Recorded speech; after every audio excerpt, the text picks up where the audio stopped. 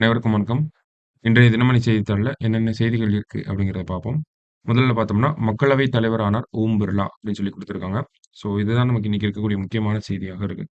So, நேத்து நம்ம செய்தித்தாள்ல என்ன பார்த்திருந்தோம் அப்படின்னா, மக்களவைத் தலைவருக்கான மக்களவை சபாநாயகருக்கான தேர்தல் அப்படிங்கிறது ரொம்ப வருடங்கள் கழிச்சு நடக்கப் போகுது.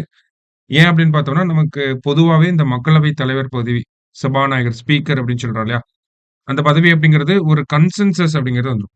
ஒரு 2 பிரிவுகள் இருக்காங்க. ஆளுங்கட்சி, எதிர்க்கட்சி இருக்காங்க அப்படின்னா, அவங்க 2 பேத்துக்குள்ள ஒரு ஒரு ஒரு மனதா ஒரு கருத்த எடுத்துப்பாங்க. அதாவது சபாநாயகர் பதவிய நீங்க வச்சுக்கோங்க. துணை சபாநாயகர் பதவிய நாங்க வச்சுக்கிறோம் அப்படிங்கிற மாதிரி. அந்த மாதிரி பார்த்தோம்னா, சமீப ஆண்டுகள்ல அந்த ஒரு கருத்தொற்றுமை இல்லாம இருக்கு நம்ப மக்களவையில. ஏன் அப்படின்னு பார்த்தோம்னா, 16வது லோக்சபால இருந்த துணை சபாநாயகர் பார்த்தோம்னா, தம்பிதுரை அவர்கள். தமிழகத்த சேர்ந்தவர். கரூர் மாவட்டத்தைச் சேர்ந்தவர். அவரு பார்த்தோம்னா, ஆளுங்கட்சியோட ஒரு கூட்டணி கட்சியில இருந்தவர் தான்.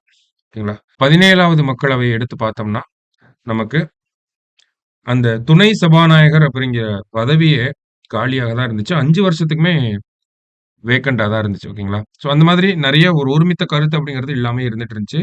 ஸோ இந்த தடவையும் 18வது லோக்சபா வந்தப்பயும் என்ன சொன்னாங்க அப்படின்னா, சபாநாயகர் பதவி உங்களுக்கு, துணை சபாநாயகர் பதவி எங்களுக்கு அப்படிங்கிற மாதிரி இருந்துச்சு. ஆனா அந்த ஒரு கருத்தொற்றுமை இல்லாம போனனால, எதிர்க்கட்சி தரப்புல இருந்து நாங்க ஒரு வேட்பாளர நிறுத்தப் போறோம் அப்படிங்கிறத சொல்லியிருந்தாங்க. அப்படி நிப்பாட்டப்பட்டவர் தான் கொடிக்குனில் சுரேஷ் அப்படின்னு நம்ம சொல்றோம். ஓகேங்களா? யார எதிர்த்து நின்னாரு அப்படின்னு பார்த்தோம்னா, ஓம் பிர்லா அவர்கள். போனது மக்களவையோட சபாநாயகரா இருந்த ஓம் பிர்லாவும், கொடிக்குனில் சுரேஷ் அவர்களும் தான் இந்த தடவ அந்த ஒரு சபாநாயகர் தேர்தல்ல இருந்தாங்க. இப்ப சபாநாயகர் தேர்தல் அவ்வளவா அடிக்கடி நடக்காது அப்படிங்கிறத பார்த்திருந்தோம். அப்ப எப்பல்லாம் நடந்திருக்கு? 1952 முதல் முறையா ஜி.வி. மௌலாங்கர் அவர்கள் வந்து தேர்ந்தெடுக்கப்படுகிறார். ஓகேங்களா? எலக்ஷன் முறையில. அடுத்தது பார்த்தோம்னா, 1967 நீலம் சஞ்சீவ ரெட்டி அப்படிங்கிறவரு.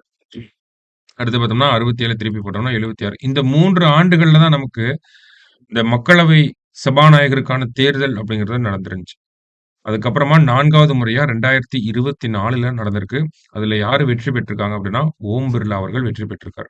அதுதான் தலைப்புல என்னன்னு சொல்லியிருக்காங்க, மக்களவை தலைவர் ஆனார் ஓம் பிர்லா அவர்கள் அப்படின்னு சொல்லி. இப்ப இந்திய வரலாற்றிலேயே 4வது முறையா மக்களவை தலைவருக்கான தேர்தல் அப்படிங்கிறது நடந்திருக்கு. இப்ப இந்த ஒரு விஷயத்த நம்ம நோட் பண்ணி ஆகணும்.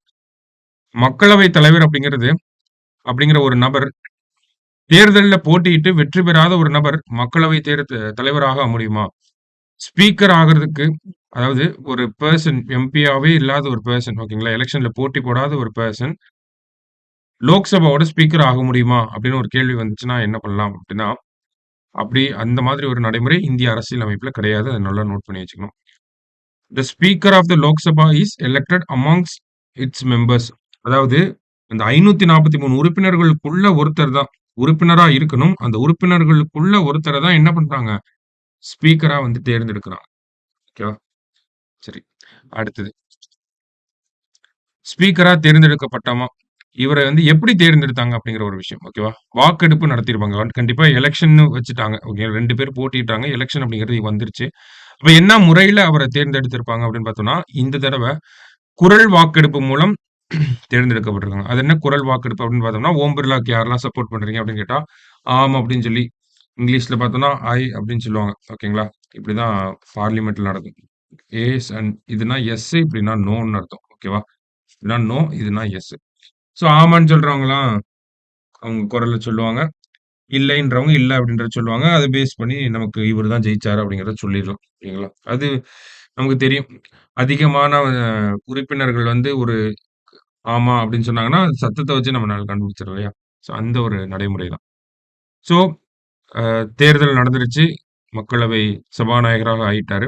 சபாநாயகராக ஆனதுக்கு அப்புறமா முதல்ல என்ன விஷயம் பண்ணாரு அப்படின்னா, மக்களவைத் தலைவராக பொறுப்பேற்றதும், முன்னாள் பிரதமர் இந்திரா காந்தியால் கடந்த 1975ஆம் ஆண்டு நாட்டில் அமல்படுத்தப்பட்ட அவசர நிலையை கண்டிக்கும் தீர்மானத்தை ஓம் பிர்லா வாசித்தார் அப்படின்னு சொல்றாங்க. இப்போ ஒரு தீர்மானம் கொண்டு வரப்பட்டிருக்கு. முதல் விஷயமா பதவி ஏத்தோனே முதல் விஷயமா என்ன பண்றாங்கன்னா, 1975ல நடந்த ஒரு விஷயத்துக்காக தீர்மானம் கொண்டு வந்திருக்காங்க. ஓகேவா? ஏன் இந்த தருணத்துல இப்போ எதுக்கு அத பண்ணணும் அப்படின்னு பார்த்தோம்னா, எமர்ஜென்சி போட்டு 50 வருஷத்த வந்துட்டோம் நம்ம. 50த் ஆனிவர்சரி அப்படிங்கிறது வரப்போகுது. சரிங்களா? அதனால தான் சமீபத்தில இந்த ஒரு பிரச்சனைய பத்தி பேசிட்டே இருக்காங்க. ஓகேவா? கடைசியா பார்த்தோம்னா, இப்போ நமக்கு ஓம் பிர்லா அவர்கள் 17வது மக்களவையிலயும் அவர்தான் வந்து சபாநாயகராக இருந்தாங்க அப்படிங்கிற செய்தி நமக்கு தெரியும். இப்ப தொடர்ந்து 2 முறை வந்து சபாநாயகராக இருக்க போறாரு ஓம் பிர்லா அவர்கள். 17 மற்றும் 18. இப்ப இதுக்கு முன்னாடி எத்தன பேர் தொடர்ச்சியா 2 முறை இருந்திருக்காங்க அப்படின்னு பார்த்தோம்னா, இதன் மூலம் மக்களவை தலைவராக தொடர்ந்து 2வது முறையாக தேர்வான 5வது நபர் என்ற பெருமை ஓம் பிர்லாவுக்கு கிடைத்தது. அதாவது இதுக்கு முன்னாடி 4 பேர் இருந்திருக்காங்க. தொடர்ச்சியா அடுத்தடுத்த லோக்சபாக்கள்ல 16 இப்ப எப்படி 17, 18ல ஓம் பிர்லா இருக்காரோ, அந்த மாரி அடுத்தடுத்த லோக்சபாக்கள்ல சபாநாயகராக இருந்த பெருமை அப்படிங்கிறது ஒரு 4 பேருக்கு இருந்துச்சு. இப்ப 5வது நபரா யார் வந்திருக்காங்க அப்படின்னா, ஓம் பிர்லா அவர்கள் வந்திருக்காங்க. 17 மற்றும் 18வது லோக்சபாவோட அவைத் தலைவராக இருந்த அந்த ஒரு பெருமை. அப்ப இதுக்கு முன்னாடி இருந்த அந்த 4 பேர் யாரு அப்படின்னு பார்த்தோம்னா, எம்.ஏ. ஐயங்கார், ஜி.எஸ். தில்லான், பல்ராம் ஜாக்கர், பாலயோகி, ஜி.எம்.சி. பாலயோகி இவங்க 4 பேரும் தான் இதுக்கு முன்னாடி தொடர்ந்து கன்சிக்யூட்டிவா இருந்தவங்க. ஓகேவா? அதுல பார்த்தோம்னா, பல்ராம் ஜாக்கர் மட்டும் தான் இரு பதவி காலத்தையும் முழுமையாக பூர்த்தி செய்தவர். ஓகேவா? இதெல்லாம் கொஸ்டின் ஏரியாஸ் நமக்கு. இரு பதவி காலத்தையும் முழுமையாக பூர்த்தி செய்தவர் யாரு அப்படின்னு பார்த்தோம்னா, நமக்கு பல்ராம் ஜாக்கர் மட்டும் தான். சரிங்களா? சோ இப்போ ஓம் பிர்லா அவர்கள் முழுமையா பூர்த்தி செஞ்சுட்டா, அவரு 2வது நபராக இருப்பாரு.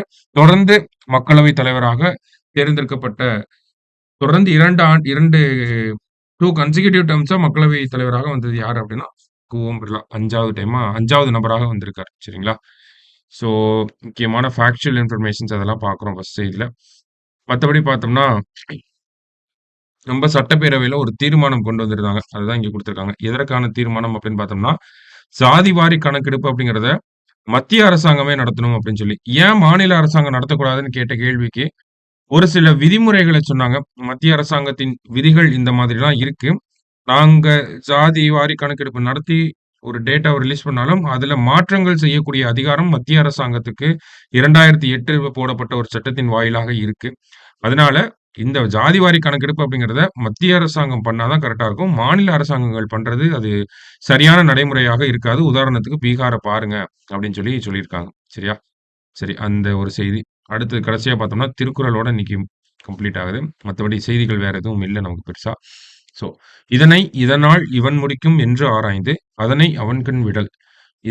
இதனால் இவன் முடிக்கும் என்று ஆராய்ந்து, அதனை அவன்கண் விடல். இந்த தொழிலை இக்கருவியால் இன்னவன் முடிப்பான் என்று ஆராய்ந்த பிறகு, அத்தொழிலை அவனிடம் ஒப்படைக்க வேண்டும் அப்படின்னு சொல்லியிருக்காங்க. ஓகேவா? ஸோ ஒரு வேலைய ஒருத்தர்கிட்ட குடுக்குறோம் அப்படின்னா, அவனால அந்த செயல செய்ய முடியுமா? இதனால் இதனால் இவன் முடிக்கும். இந்த ஒரு செயல வந்து இந்த காரணத்தினால இவன் முடிச்சு காட்டுவான். அப்படிங்கிற விஷயங்கள நம்ப ஆராய்ஞ்சு, அதுக்கப்புறம் ஒருத்தர்கிட்ட வேலைய குடுக்கணும் அப்படின்னு சொல்றாங்க. திருக்குறள் எண் 517 அதிகாரம் தெரிந்து வினையாடல். ஓகேவா? சரி. இன்னைக்கு நியூஸ் பேப்பர்ல இதெல்லாம் தான் முக்கியமான செய்தியா இருந்துச்சு. முதல் செய்தி தான் ரொம்ப முக்கியம். ஸோ நல்லா பார்த்து வச்சுக்கங்க. நாளைக்கு நியூஸ் பேப்பர்ல மீட் பண்ணலாம். நன்றி.